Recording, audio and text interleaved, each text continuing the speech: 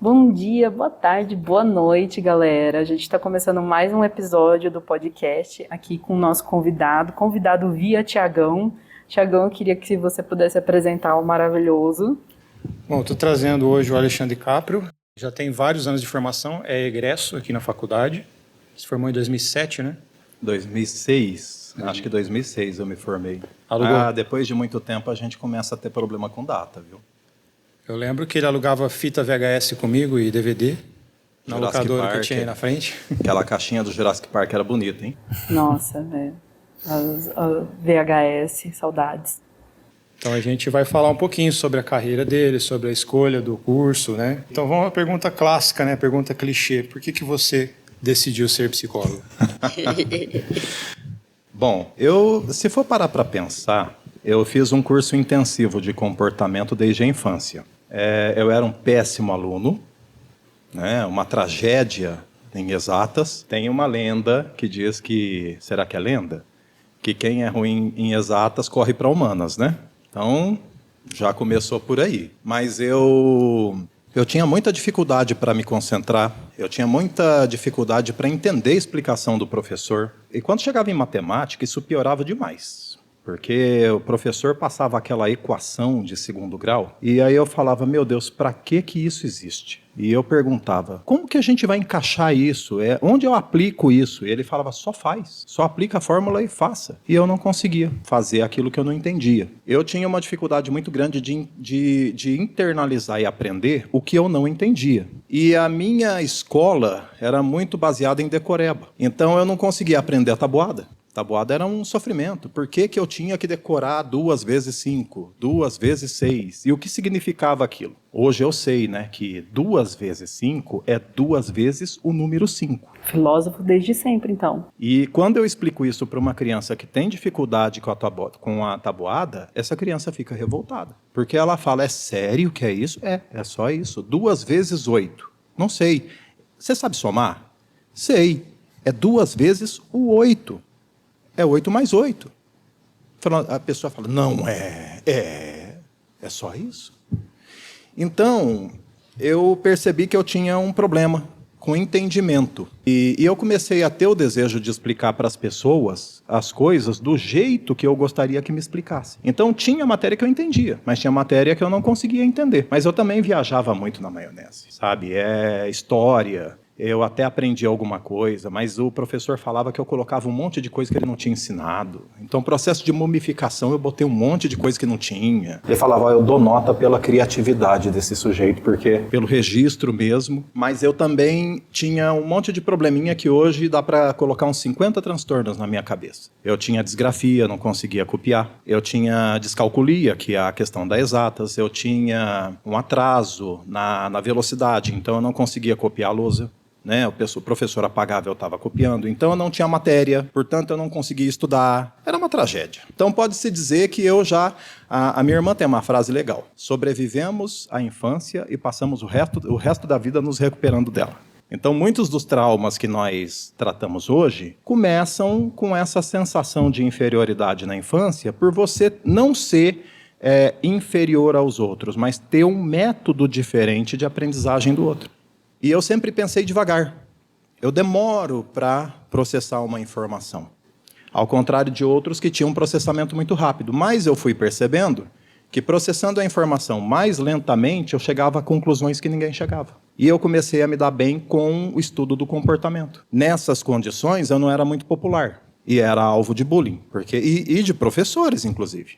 Então eu ficava mais alienado, mais quieto. Meu pai era professor, minha mãe também tinha uma biblioteca enorme em casa. Eu ficava lendo, né? E aí eu comecei a ter... eu tinha uma coleção que chamava Trópico.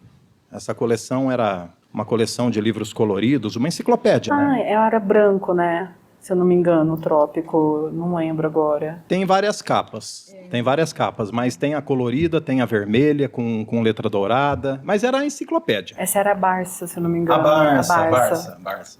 Sim. Gente, eu sei que vocês não devem saber o que a gente está falando, tá? Mas enciclopédia era o Google que a gente tinha, tá? Não tinha internet, tá? A gente é velho, viu? Nós tínhamos o Google, era uma quantidade de livros que todo ano tinha um livro de atualização. Então, quem foi Vital Brasil? A professora perguntava. Você tinha que pesquisar na sua enciclopédia, achava, copiava à mão num papel e entregava, né? Ou na biblioteca, né? Você ia atrás dessas enciclopédias também. Ia na biblioteca, que era para passar bastante raiva, porque como eu era mais lento, eu chegava depois que todo mundo tinha pegado o livro.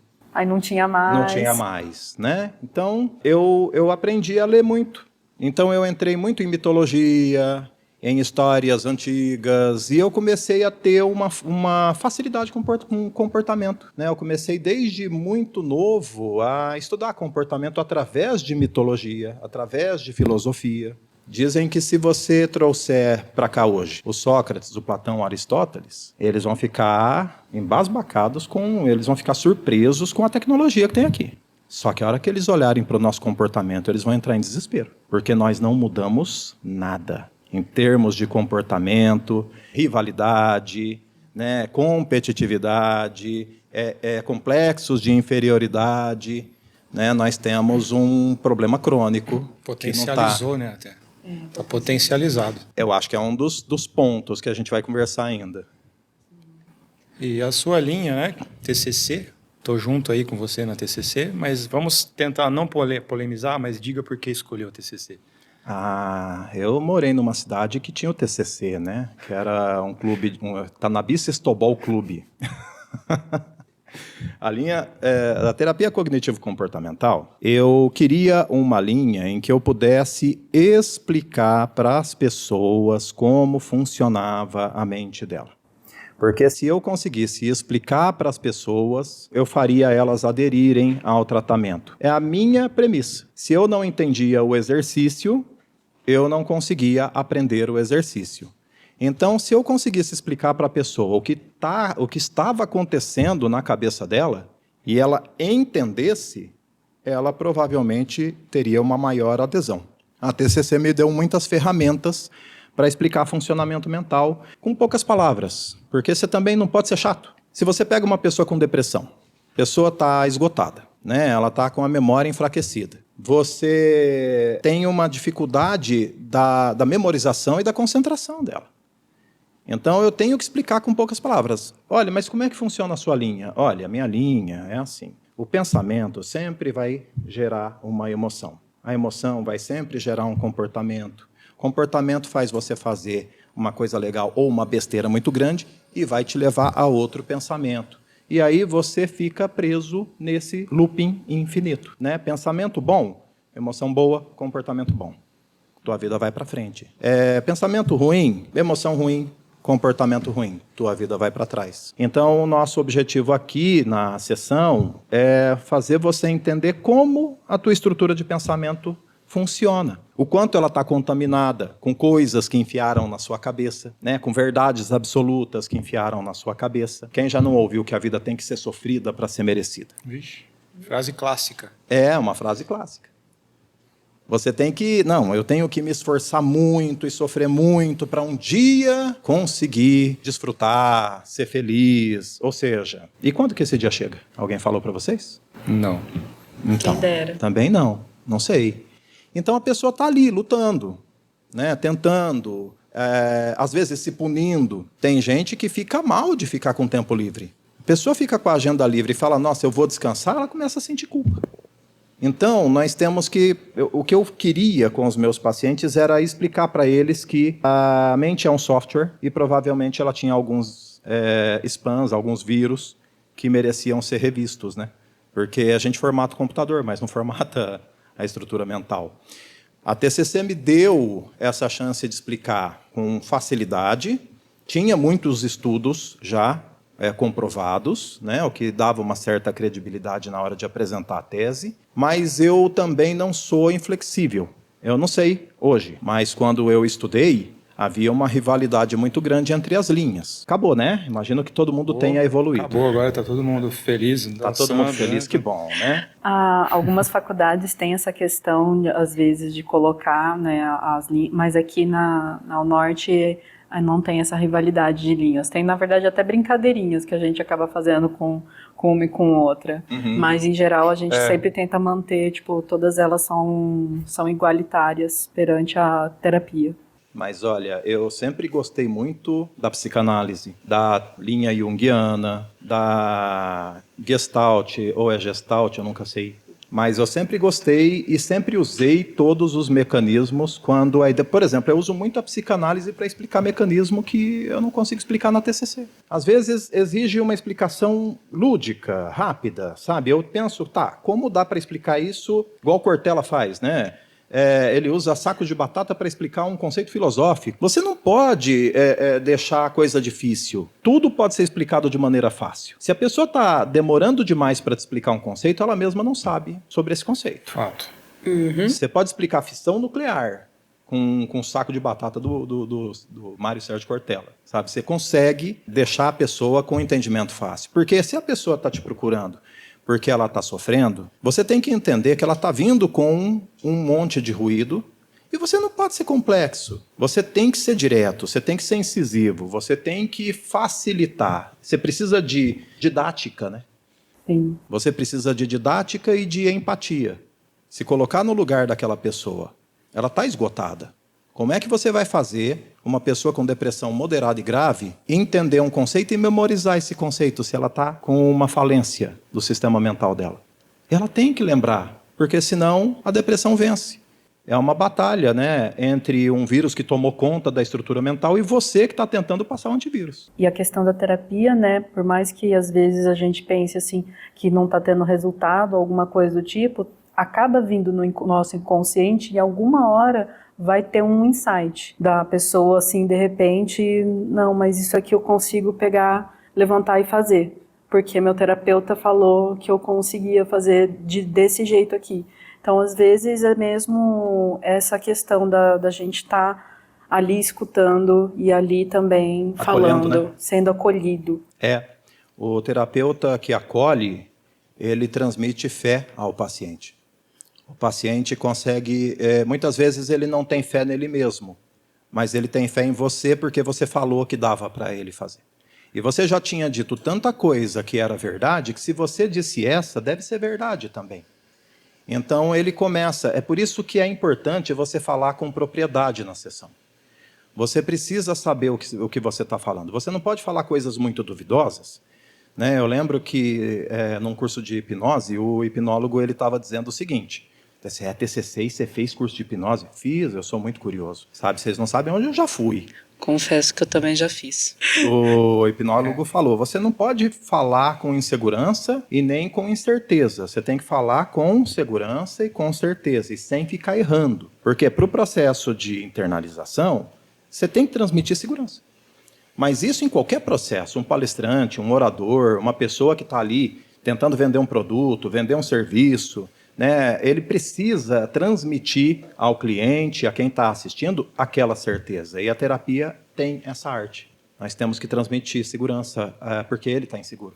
TechPix está aí para a gente provar. A TechPix está aí. TechPix né? foi um sucesso e tem um vídeo que explica que foi também a maior fraude também. Né? A melhor, né? Não, a propaganda é a alma do negócio, né? O que vendeu milhões de unidades. Quantos Tazos você colecionou, né, pela exposição, né? Então, Eu estou estudando psicologia, né, mas eu flerto muito com a Gestalt,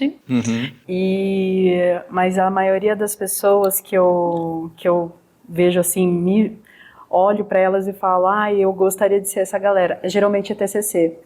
Só que ao mesmo tempo eu estou estudando psicanálise. tá certinho.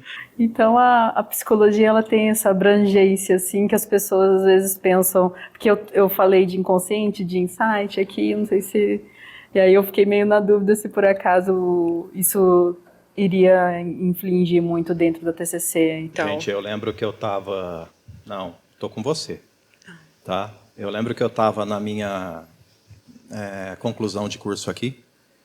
E eu quase falei, eu me senti dizendo uma blasfêmia, né?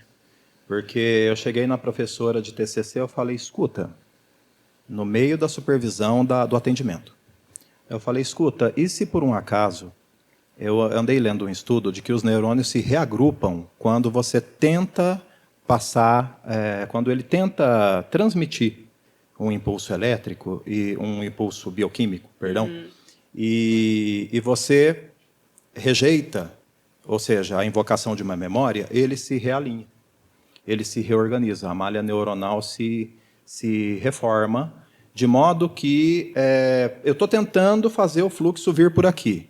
O usuário não deixa, eu vou desistir dessa ponte e vou por outra via. E aí eu falei para ela, isso não seria a explicação neurológica do inconsciente? Aí ela falou, você não pode dizer isso.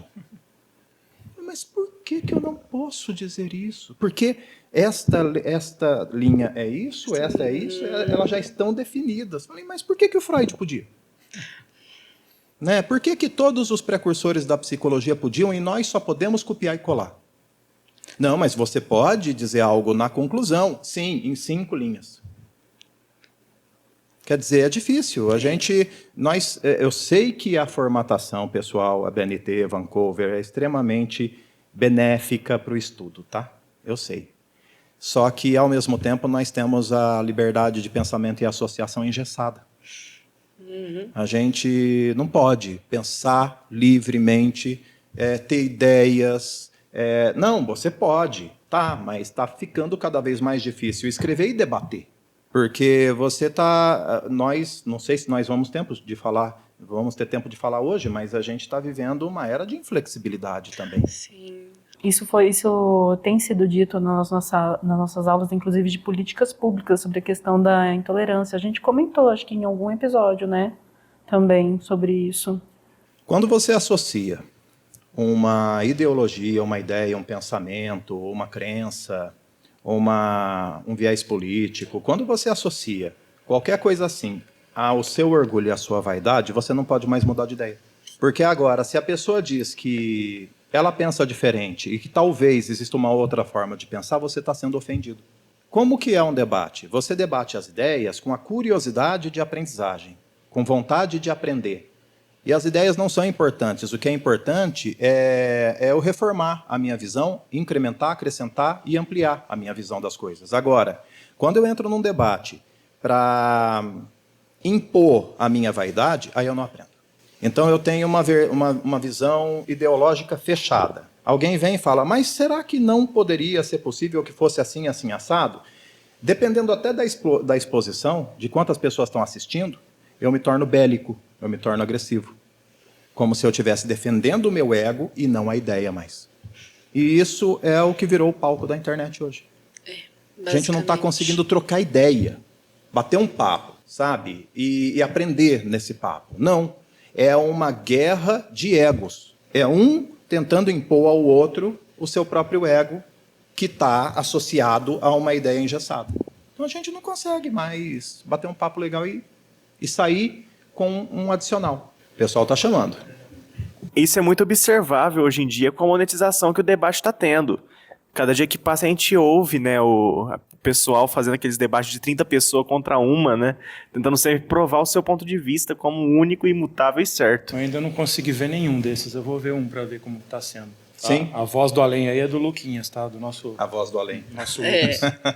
Mas enfim, agora a gente quer saber qual que é o perfil que você atende mais, né? E qual é o mais desafiador?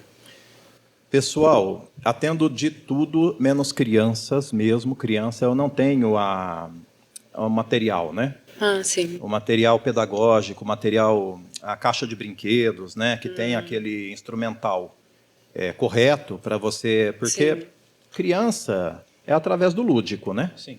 E aí sai um pouco da cognição, entra mais na parte da brincadeira, da simulação, né? Mas eu fiz muito isso na assistência.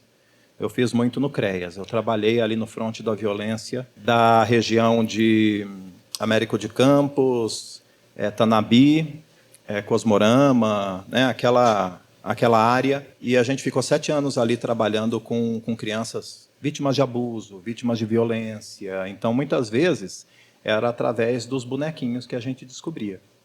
Mas eu tenho um foco maior no adolescente, no jovem que está tentando ingressar no mercado de trabalho. Mas eu atendo pessoas com mais idade também. Na verdade, tudo. Porque a referência, o pessoal dá a minha referência por causa do ataque de pânico, né? Que eu tenho uma facilidade para lidar com o ataque de pânico e a depressão, que são as epidemias globais, né? A OMS disse que a depressão se tornaria, anos atrás, quando eu estava estudando, a OMS ela dizia que a depressão ia se tornar uma epidemia de proporções globais. A depressão e a ansiedade. É.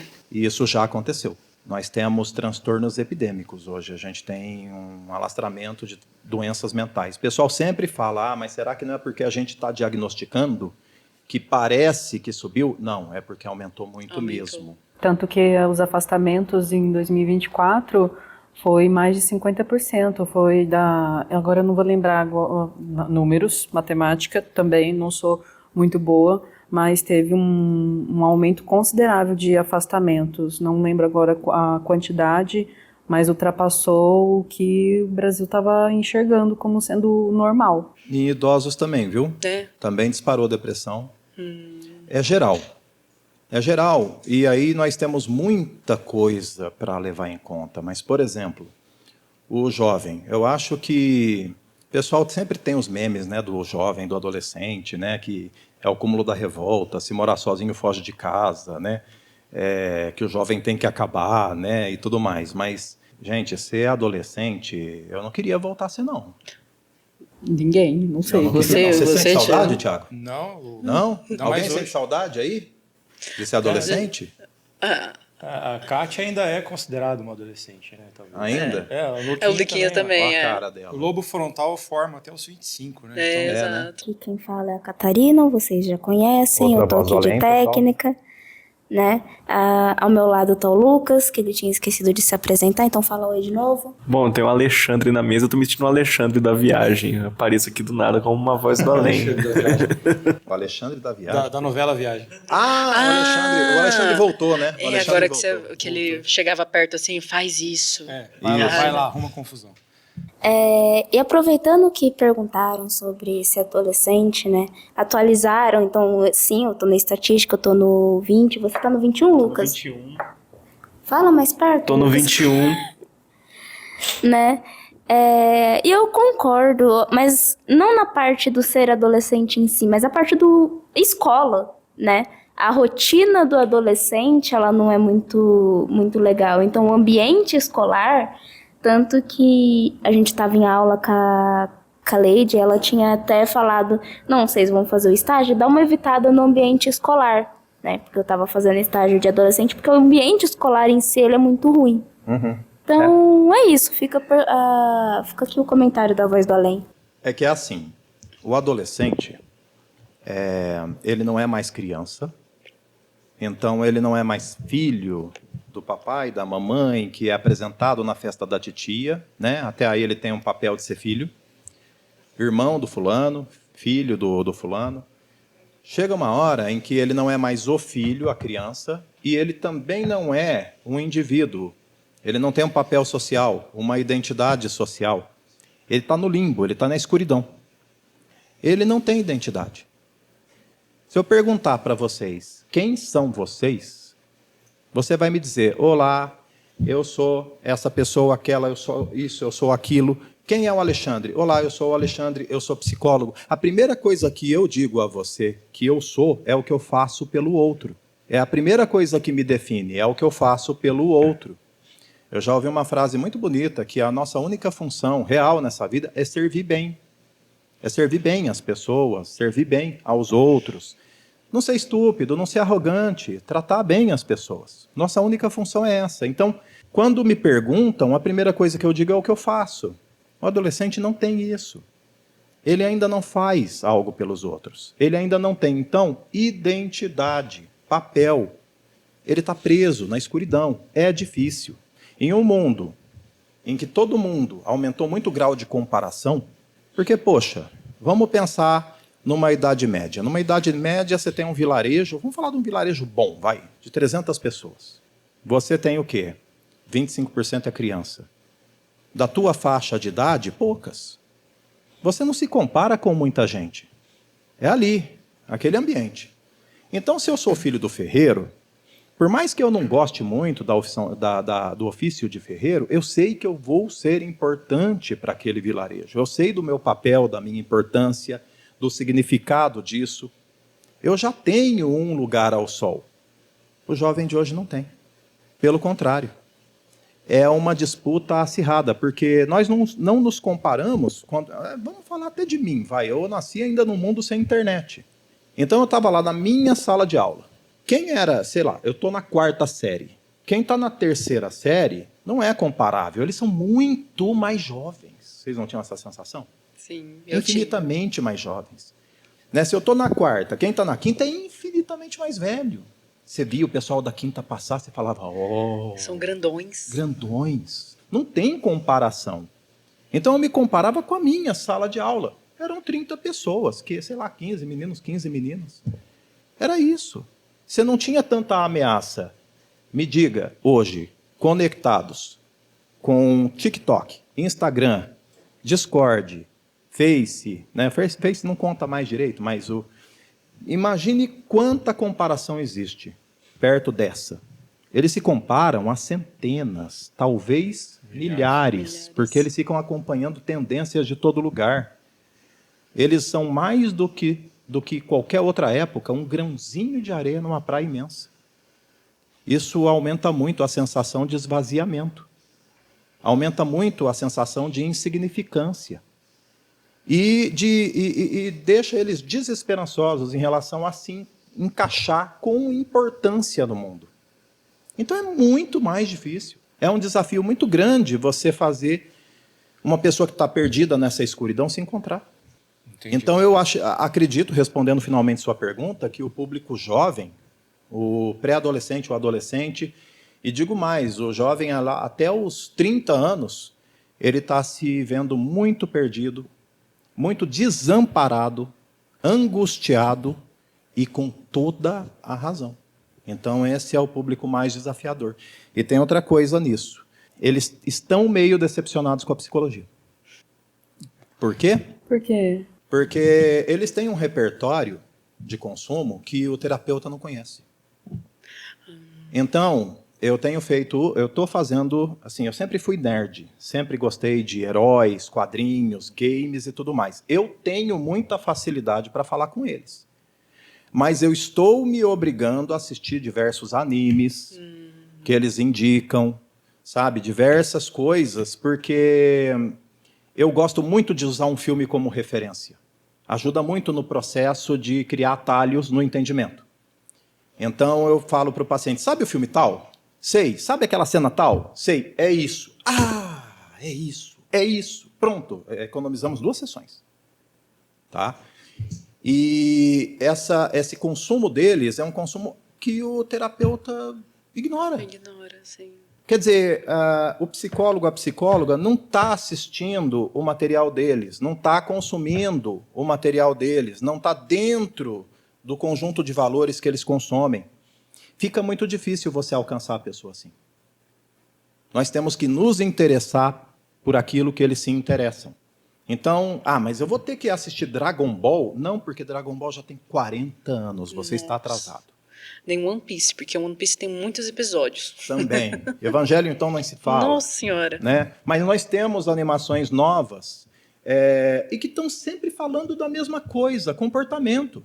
Você pega ali o anime japonês, quase sempre é sobre esvaziamento.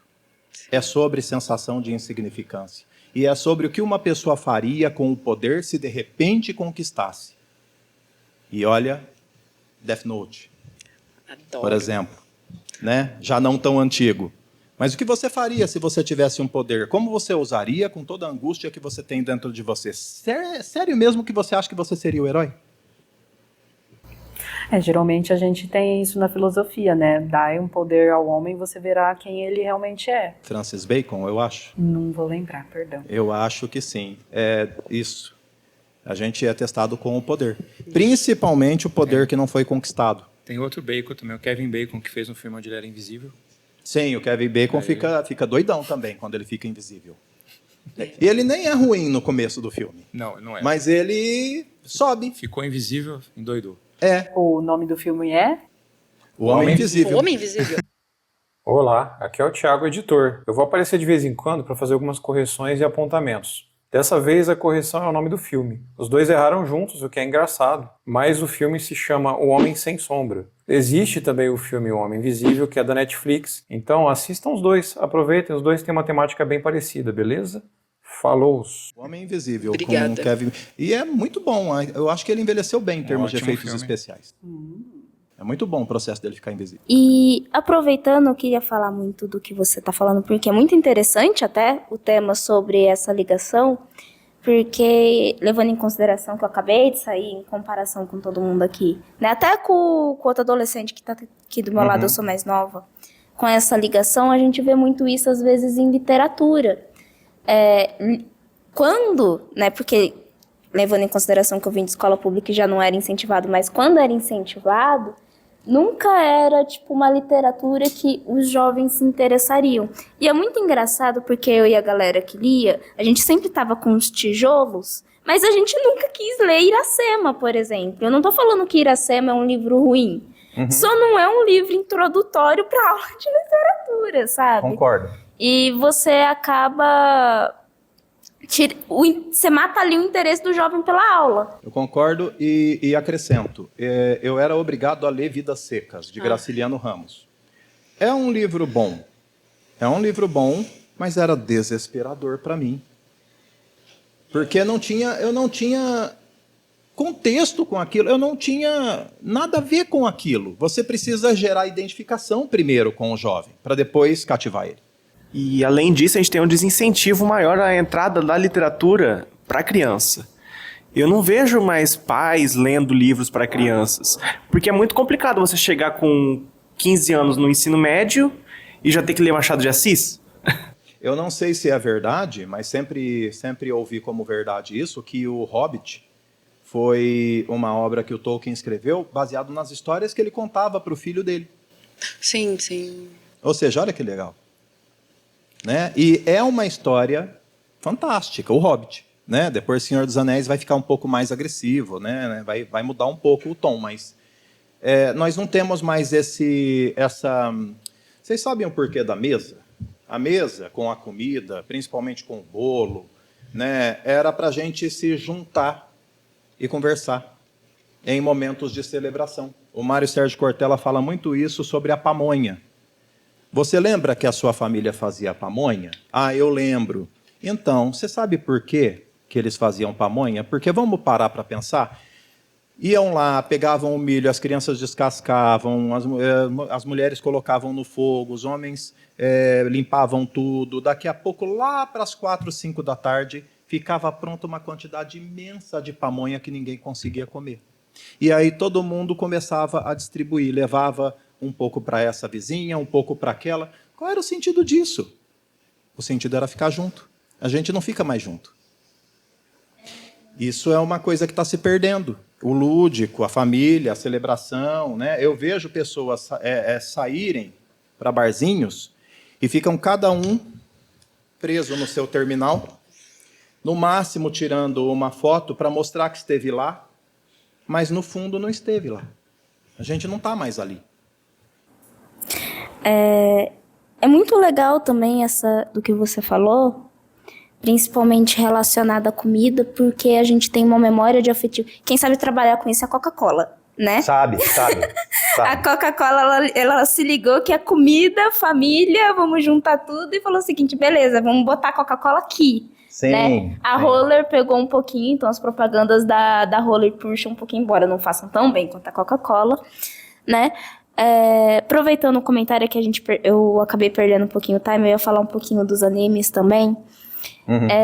Apesar de que eu já falei esse anime em outro episódio, que é ReZero, que da grande galera que julga ReZero, né, por causa que ele só chora, mas vamos levar em consideração que o poder dele é renascer. Num ponto que ele não sabe e ele sente a dor, né? E ele traz essa questão do, você não faria a mesma coisa? Porque na época que ReZero é lançada, é muito desses animes que não são tão existenciais. Então, tipo, você é o herói do novo mundo, né? sem a briga ética, e lança ReZero, que, ok, ele é o herói do novo mundo, ok, que se a gente for olhar para os personagens que estão ali, eles devem achar que eu esqueci o nome do protagonista, ia sair um Tanjiro, mas não é, né, que o protagonista, ele é o herói, porque, tipo, tudo que ele faz dá certo, apesar dele não ter magia, ele não ter força suficiente, né, a magia que ele tem acaba sendo só voltar no tempo, porque tudo que ele ganha, ele é tipo... Sabe, você que entende de jogos, você vai entender muito o que eu tô falando. Mas sabe quando a arma do boss vai pro teu lado? Sei. E ela não faz o mesmo dano? É claro que não. E é muito abaixo e você fica desesperado, porque, pelo amor de Deus...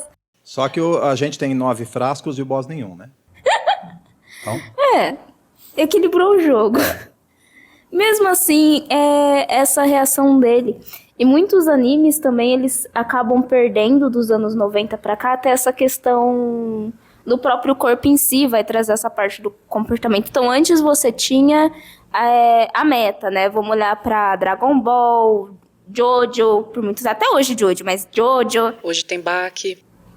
Baki, né? Baki tem a piada que ele nunca vai ser anatomicamente correto, mas é um bom exemplo.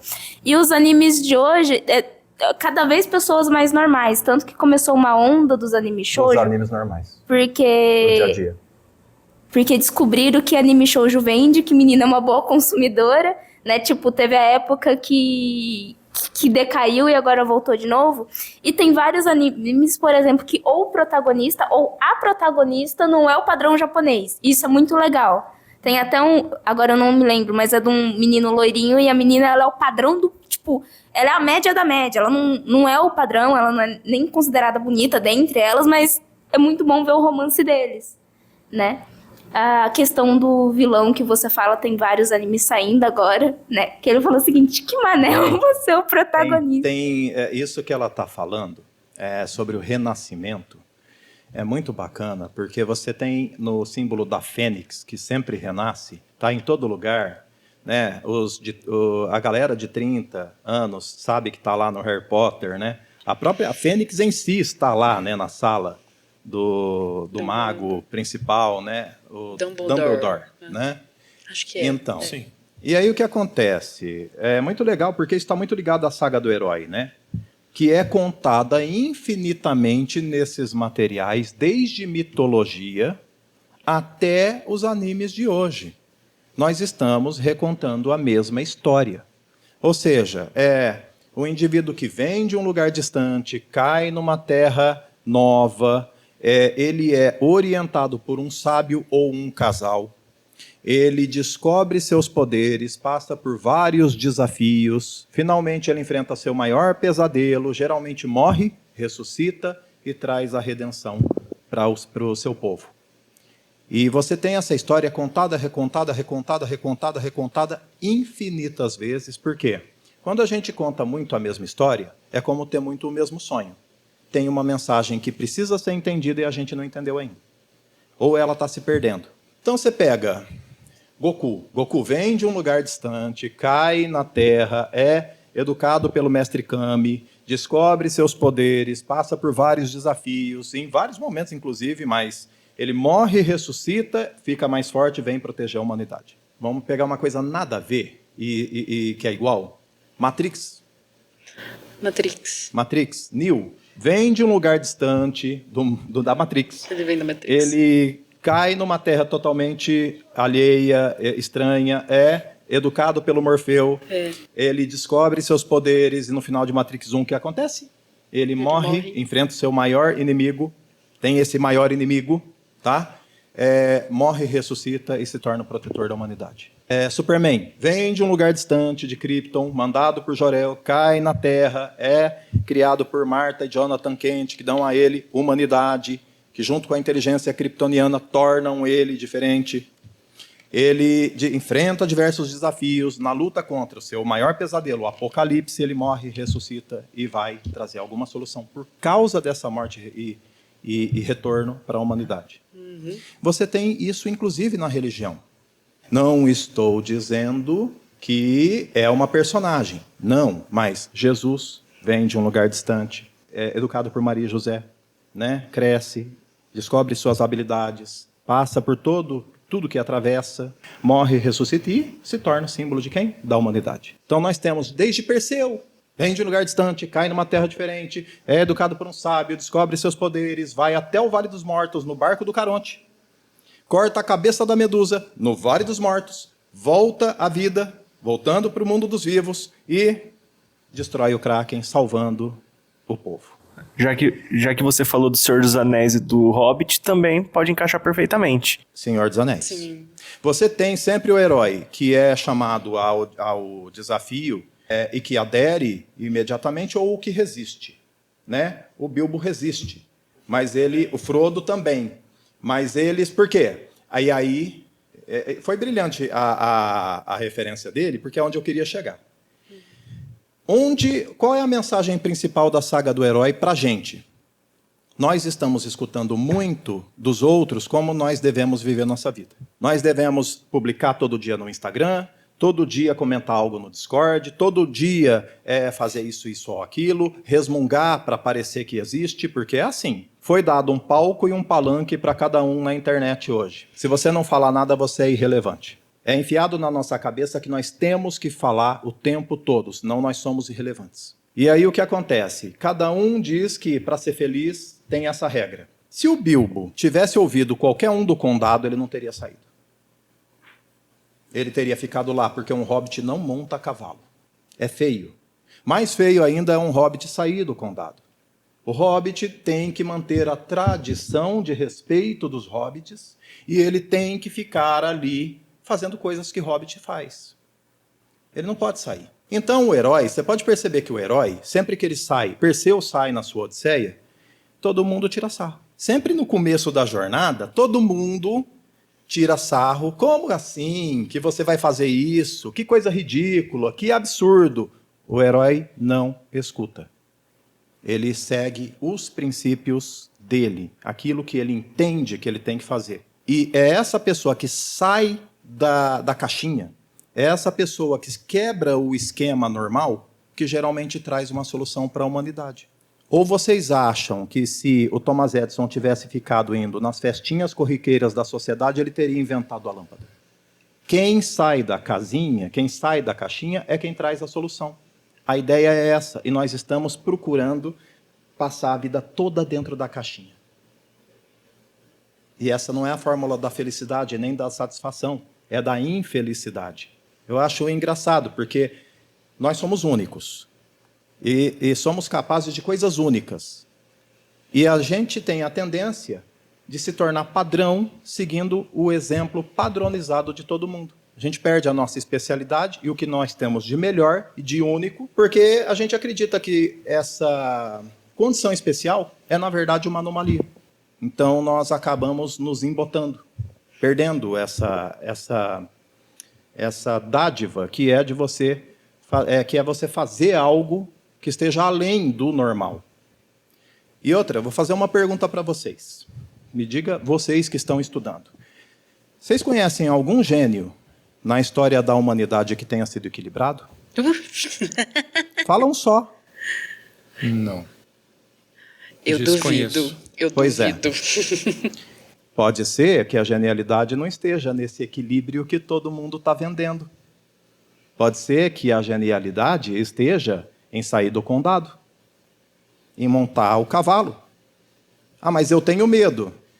Você tem mais medo de montar o cavalo e sair do condado, ou você tem mais medo do arrependimento que você vai ter na velhice de não ter saído? Porque você tem um fantasma dentro de você que vai te cobrar. Será que seu arrependimento não é mais pesado? E o Bilbo também, além de tudo, ele foi e voltou pro condado depois de ter passado por tudo, né? Invejado por todos. Sim. Isolado também, né? Ele ficou fora de contato. Não, mas todo mundo batendo na porta dele. Sim. Né? Então. Você ia falar alguma coisa? Eu ia fazer uma pergunta, mas eu gostaria que... É que, tipo, o assunto tá tão bom. Eu acho que vai dar tempo de você terminar o que você tá falando. Gente, não chacoalha esse microfone, não. Vocês vão ferrar com a minha vida. Perdão. O Thiago edita. Não, Pode melhor fazer a parte... pergunta. Faz a pergunta. Só um momento, a melhor parte é a gente passando esse microfone de um lado pro outro aqui atrás. Uhum. Né? Você tinha comentado que você atua bastante com depressão, né? E aí passou por anime. E é uma coisa que eu gosto, então... Eu queria fazer uma pergunta que é... Você já assistiu o Zoom 100? Ainda não. Qual? Mas você... Zoom 100. Zoom 100? É. Mas você sabe mais ou menos sobre o que se passa, né? Ele, sem precisar ser um isekai, né? Apesar de vários isekais, eu já vou chegar nisso, falarem sobre... Mostra como a vida dele foi um inferno a ponto de que o apocalipse zumbi se torna as férias dele. Só que... Eu assisti, lembrei. Obrigada. então pelo menos a gente tem alguém aí na frente que assiste. Sim.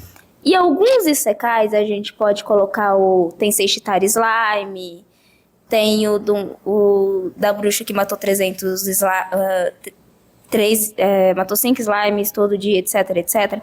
E toda vez que esses trabalhadores... Eu não vou colocar o da Tânia aqui porque o cara gostava do emprego. O emprego dele... Tá, ele gostava do emprego dele. Mas tem uma tendência nos isekais, principalmente na onda que teve do isekai, de que o cara precisou trocar de mundo pra ter uma vida considerada melhor. Como que você consegue correlacionar isso tanto com a sua abordagem, né, quanto com o mundo atual? Porque você falou que a gente tá perdendo a esperança, e a gente também tem o dado, né, que o brasileiro, apesar do que muito coach diz, trabalha mais do que o japonês, né? Apesar de o que os coaches estão dizendo que brasileiro não trabalha, tem o dado que a gente trabalha mais do que o japonês, que é considerado por ser, tipo, o estereótipo de workaholic, né? Eu vou te responder com algumas das experiências. Eu acho que um compilado de experiências dos meus pacientes em uma narrativa. Mas começando por mim, que me identifico muito com isso. Quando eu era adolescente, eu amava filme apocalíptico. Tá? Amava. Eu era louco por Impacto Profundo, Armageddon. Inclusive, o pessoal aproveitou na época, lançou meio junto, porque estava nessa vibe, né? Eu gostava muito desses filmes. Depois, eu fui fazendo uma análise. Por que eu gostava tanto desses filmes?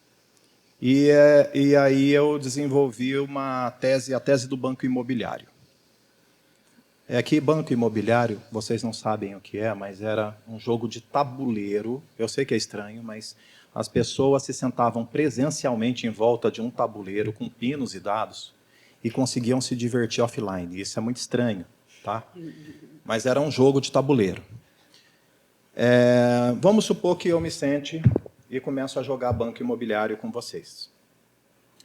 E aí, só quem sabe do banco imobiliário que vai entender um pouco dessa narrativa, mas eu compro Ipanema, compro Brooklyn, coloco 2 hotéis, né? E daqui a pouco eu caio no sorte ao revés, vou preso, saio, aí eu não consigo mais parar nas casas certas, vocês começam a comprar mais do que eu começo a parar na casa de vocês, começo a pagar aluguel, daqui a pouco eu tenho que vender meus hotéis, vender o Brooklyn, não está mais dando certo, eu começo a ter azar, aí eu falo para vocês o seguinte, galera, vamos parar com isso, vamos jogar outra coisa. Sabe, tá chato. Só que vocês não estão achando chato. Né? Eu estou achando chato. Por que eu estou achando chato? Porque não tá legal para mim mais. Eu não estou conseguindo vencer nas regras deste jogo. Eu não estou conseguindo. Então eu começo a negar este jogo.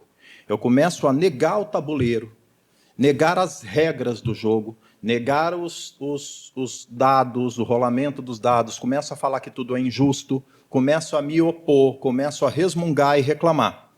Mesmo assim, vocês se mantêm inabaláveis e continuam o jogo. Então eu começo a ter a sensação de que eu sou inferior, porque vocês vencem e eu estou perdendo. Eu estou tendo uma reafirmação de tudo que já tem dentro de mim. É isso, nem para jogar eu sirvo. Mas... se eu não posso levantar e chutar tudo porque seria muito desequilíbrio da minha parte, eu fico torcendo para passar um vento, para passar uma ventania e levar o tabuleiro. Porque aí eu não perdi. E não foi culpa minha. E mais, ninguém ganhou. É o desejo do meteoro, né? É o desejo do meteoro. Você pode perceber que a humanidade precisa sempre de um apocalipse. Agora está aí o 3i Atlas, o pessoal torcendo para ele ser uma coisa fora da casinha. Ele está lá passando. Entende? Então, em 1910, o Halley passou. Todo mundo jurou que ia acabar com o mundo. Em 97, o eclipse total do Sol. O mundo ia acabar. Depois, não, é em 2000. Não, não é mais em 2000, é em 2001. E assim está até hoje. Quem é que quer que o mundo acabe? Quem está sofrendo. Quem não está conseguindo se adequar às regras do jogo. E filho não vem com manual de instrução. Sabe, um videocassete tinha manual de instrução. Inclusive era muito difícil de programar. Videocassete é outra coisa que vocês não sabem o que é. É um artefato que se colocava fitas para assistir filme. E se você não rebobinasse, dava multa. É o que rebobina com a caneta? Não com a caneta. Com a caneta não rebobina. Essa é a fita cassete. Essa é a fita cassete. Essa é a de música. Essa é a de música. A VHS é com imagem também. É nostálgico que você falou de banco imobiliário, porque ela era a estratégia principal da minha professora de educação física. Então, ela tinha duas estratégias para quando ela não dava aula. Banco imobiliário para todo mundo e tinha vários jogos e Just Dance. Para cansar. Just Dance. Just Dance. Meu Deus, ela lidava com hiperativos. Né? Eu estudei integral no primeiro fundamental, então era 40 alunos no Just Dance. É engraçado porque o filho sem manual de instrução é o seguinte, você não consegue estimular ele.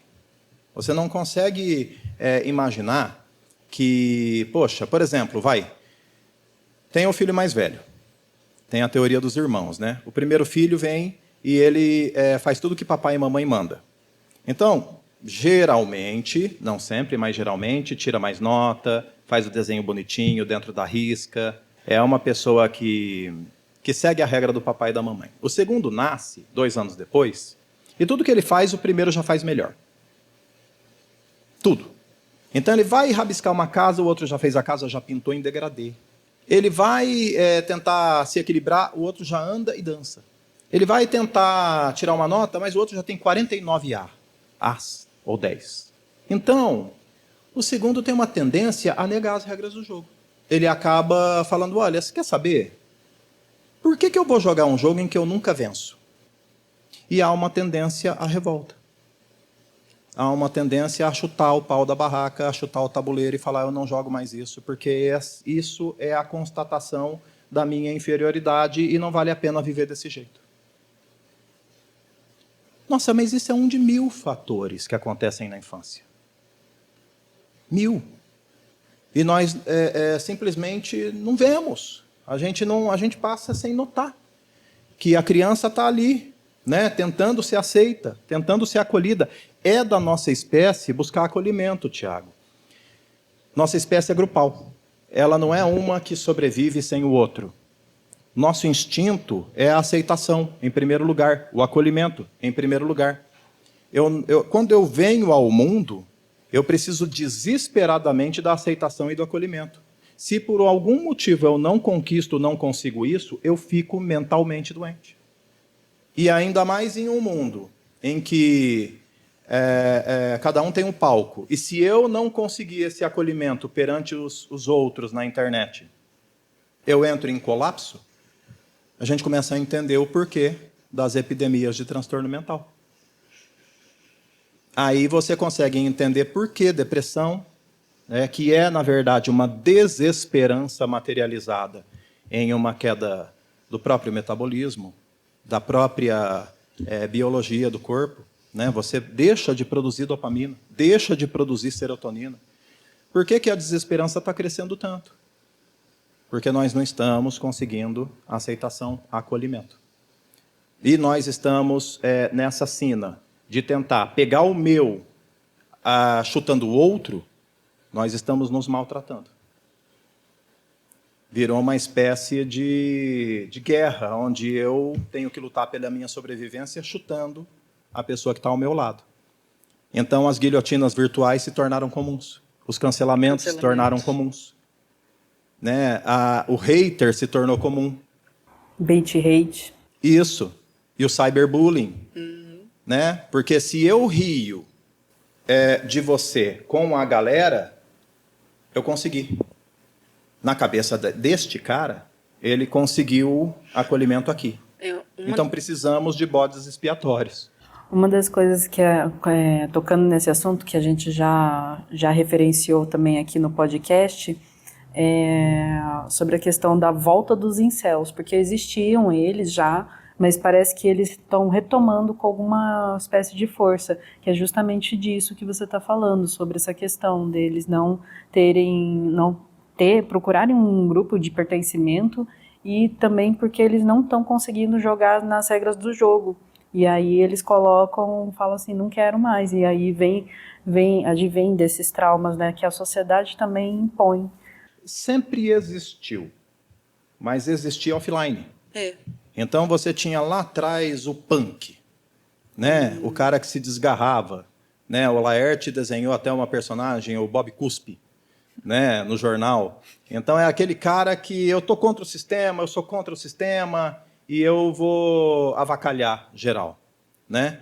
Sempre teve esse tipo de desconexão, mas o que eu estou percebendo é que todos os grupos que já foram chutados de alguma maneira também estão chutando hoje. Olha, eu sofri bullying. Eu sei o quanto me doeu. Eu não faço isso com os outros. Então, se você já foi ferido, você não pode imaginar que o melhor resultado que você pode oferecer ao mundo é ferir. Porque você está se tornando aquilo que você odeia. E se você se tornar aquilo que você odeia, você vai se odiar. Quanto mais eu faço mal ao outro, mais eu adoeço. Eu lembro de um paciente que ele era detrator. Que seria? Ele era fofoqueiro. Oh. Ele era bem fofoqueiro. Isso é ele mesmo. Ele andava de trator na fazenda. Pensei nisso também. Pode ser, né? Não, ele se intitulava, tá? Ele já tinha adquirido essa consciência de que ele era fofoqueiro, né? No ambiente de trabalho. E aí ele recebeu uma proposta para trabalhar em uma empresa que pagava 3 vezes o que ele ganhava, e ele começou a procrastinar aceitar essa vaga. E aí eu comecei a perceber que ele voltava para a sessão, eu não aceitei ainda. Eu estou empurrando isso com a barriga. Eu falei, tá, qual é o problema? Ele não sabia direito e depois de um certo tempo ele falou, não é para mim essa vaga. E eu falei, por que não é para você? É porque eles precisam de alguém de confiança. E eu acho que eu não sou essa pessoa. Por que você acha que não? Não sei. Eu acho que eu não dou conta. E aí foi mais um pouco, ele falou, meu Deus, será que é por isso? Teve um insight.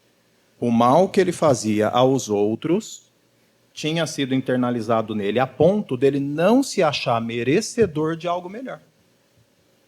Porque ele teria que ser confiável. E ele não achava que ele era confiável. Interessante. E ele fazia isso para, na fofoca, mostrar que ele era melhor que o outro. Era uma ação desesperada de tentar mostrar superioridade com uma narrativa pífia. Esconde uma fragilidade, né? Só que ao fazer isso demais, você conclui que você é isso. E a chance de você passar a se sabotar por algo melhor depois é maior. Porque você pode escapar do julgamento dos outros, mas você não escapa do seu. Do seu fantasma. E é aonde você se envenena. Referência a Ghost, o outro lado da vida. Tá? O vilão apronta.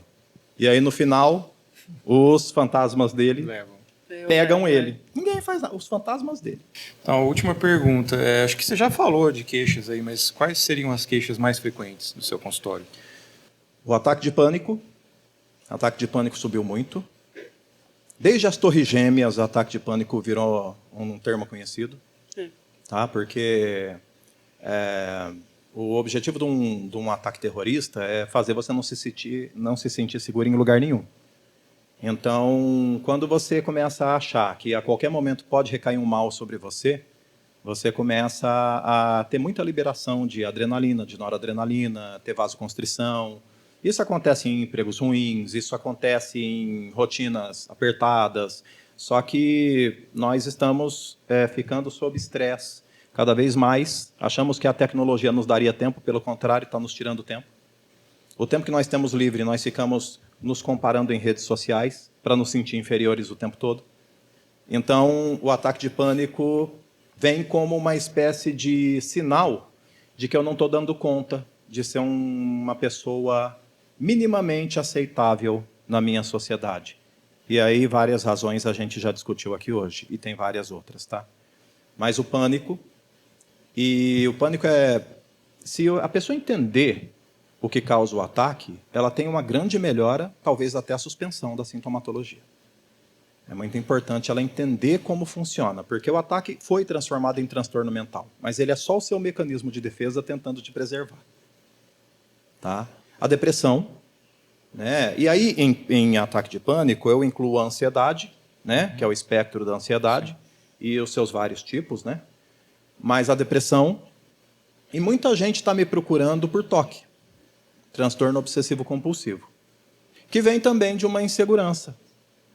As pessoas confusas e dividindo a sua atenção o tempo todo com o celular não sabem se trancar a porta. Aí elas voltam, e voltam de novo, e elas criam um ciclo de comportamento que deixam elas cada vez mais inseguras sobre o comportamento delas. Então, eu já desconfiei que o Covid traria também um agravamento de TOC. Eu ia perguntar se o Covid gerou muita coisa também. Gerou. Gerou porque o Covid foi o melhor ataque terrorista, vamos dizer assim, não foi terrorista. Mas o vírus foi um terror na vida das pessoas. Por quê? Está no ar. Onde? Não sei. Pode me pegar ou não. Pode acontecer ou não. Pensa isso no ansioso. O ansioso, na regra, ele é controlador. Só para finalizar, tem várias coisas a se falar sobre depressão e ansiedade. Mas eu vou preferir falar sobre o grande erro de um ansioso. O ansioso, ele acha que ele pode controlar tudo, e não pode. O ansioso só fica calmo quando acha que controlou tudo ao redor dele. Eu vou explicar uma coisa para você que tem ansiedade. Você não controla a vida, assim como um navegador não controla o mar. Não tem jeito de controlar o mar. Tem? Não tem. Impossível. Mas você pode controlar o seu barco. E você pode reforçar o seu barco. E você pode aceitar as falhas do seu barco para poder consertar os furos do seu barco. Se você aceitar as suas falhas, ao invés de ficar blindando elas para mostrar que é alguém na internet, se você conseguir melhorar o seu barco e a forma como você navega, você não precisa controlar o mar. Porque mar nenhum vai virar o seu barco. O grande erro do ansioso é achar que ele pode controlar o mar. E ele perde todo o tempo e a energia dele tentando controlar o mar ao invés de consertar o barco. Então nós temos que aprender a reforçar o nosso barco para viver bem. E aí nenhuma tempestade vai te virar. Perfeito. Bom, é isso, gente. Foi um prazer tê-lo aqui. Obrigado, Prazer, pessoal. Alexandre. Prazer foi meu. Valeu. Valeu, galera. Curta, compartilhem, comentem. Vamos fazer barulho aí. Não tem ninguém vendo, talvez, mas se tiver, por favor, se Sempre manifestem. tem. Sempre tem alguém vendo. Valeu, falou. E se tiver alguém procurando alguém para patrocinar, a gente aceita coxinha como pagamento. Nossa, Pô, mas mesmo. eu vou falar pro dono do Vila Dionísio dar uns coxinhas Vamos pra você. lá. Puta, Às vezes ela está pensando no Vila mesmo. É. Né?